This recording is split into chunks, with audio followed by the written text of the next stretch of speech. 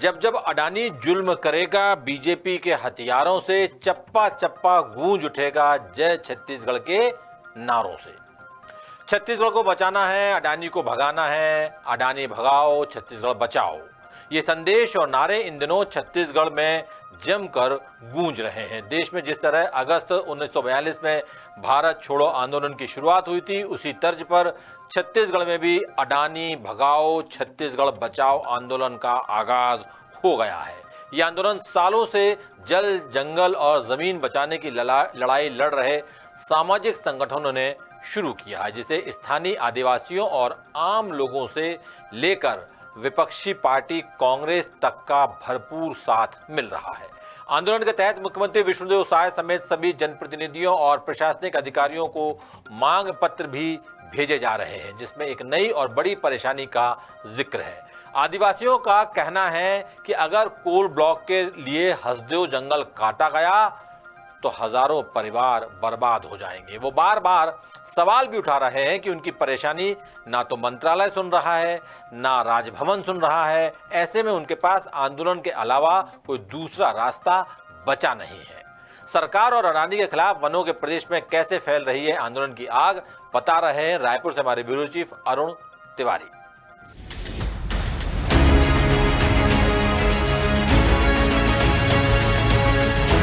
करना बंद करे, बंद करे, बंद करे। अडानी कंपनी जंगल काटना बंद करे, बंद करे, बंद करे। करेंगे, चाहे बस्तर हो चाहे वो सरगुजा हो, पूरा जंगल हेमन अडानी के नाम कर दे।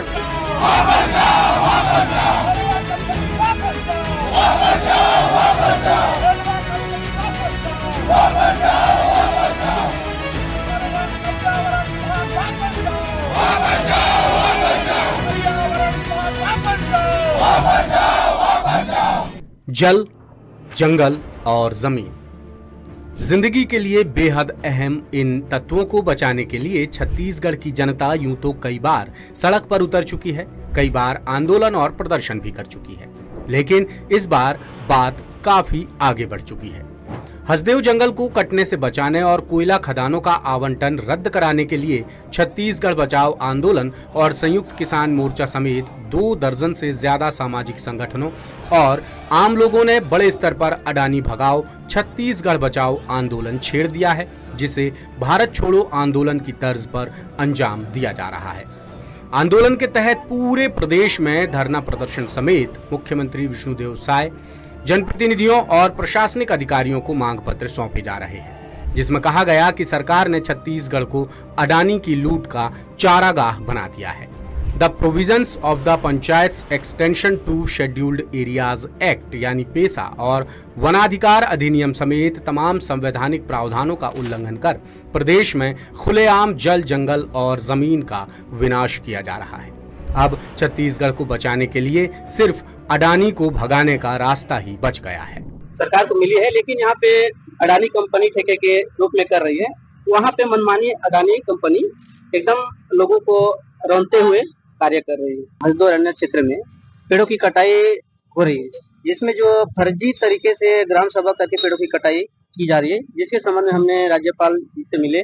उन्होंने ये बताया कि नहीं, पहले हमें मिल चुका है इसकी जानकारी, अब इस पर हम लोग कार्रवाई करने के लिए आगे बताएंगे हमारे अधिकारियों को। मांग पत्र में एक बड़ी और अहम समस्या की तरफ भी ध्यान खींचा गया है, यानी हाथियों के कोप से बचने की बात कही गई है। भारतीय वन्य जीव संस्थान चेतावनी भी जारी कर चुका है कि अगर हसदेव जंगल में खनन हुआ या पेड़ काटे गए तो छत्तीसगढ़ में मानव हाथी संघर्ष इतना विकराल रूप ले लेगा कि उसे संभालना किसी के काबू में नहीं रह जाएगा, जिसका सीधा खामियाजा आदिवासी ही भुगतेंगे, जो हाथियों के पैरों तले कुचले जाएंगे।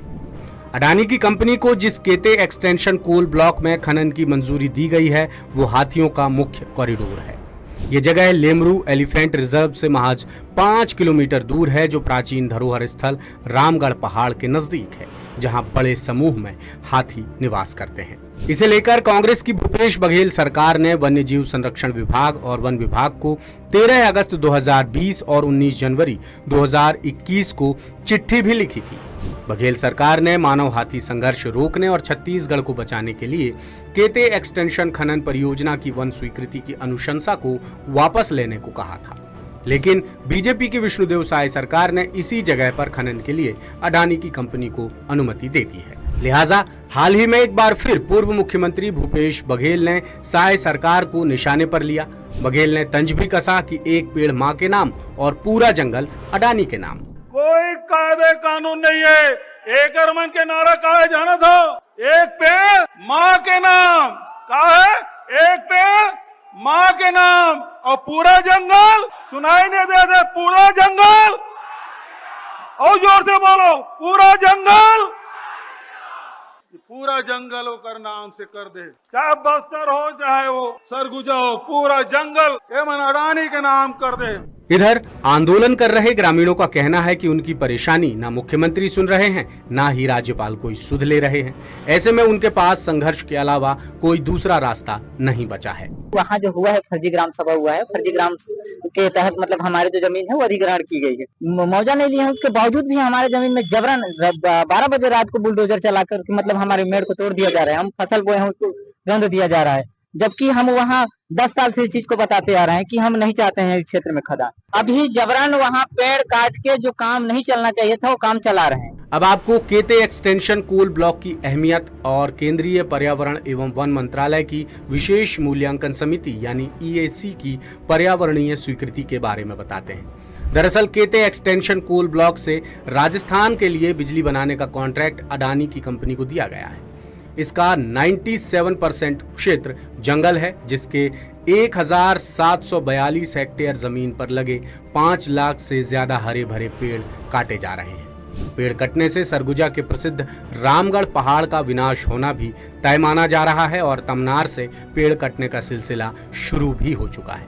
साथ ही अडानी की कंपनी ने अड़ीबाजी कर स्थानीय आदिवासियों की जमीन पर जबरन कब्जा भी कर लिया है, जिससे ये लोग बेहद खफा हैं। छत्तीसगढ़ बचाओ आंदोलन के कार्यकर्ता कहते हैं कि सरकार ने अडानी के फायदे के लिए छत्तीसगढ़ के विनाश का रास्ता अख्तियार कर लिया है, जो पूरे राज्य को बड़े विनाश की तरफ ले जा रहा है। इस क्षेत्र में जो हसदेव अरण्य में जो कोल माइंस है राजस्थान सरकार की, जिसको खोदने का काम अडानी को दिया गया है, जिससे कई गांव विस्थापित हो रहे हैं और उसमें ट्राइबल लोगों के सिर्फ विस्थापन की बात नहीं है, उनके जाति से संबंधित जो दस्तावेज हैं वो भी अब काम नहीं कर रहे हैं, क्योंकि उनका सेटलमेंट समाप्त हो गया है और उनको अपने अस्तित्व की लड़ाई लड़नी पड़ रही।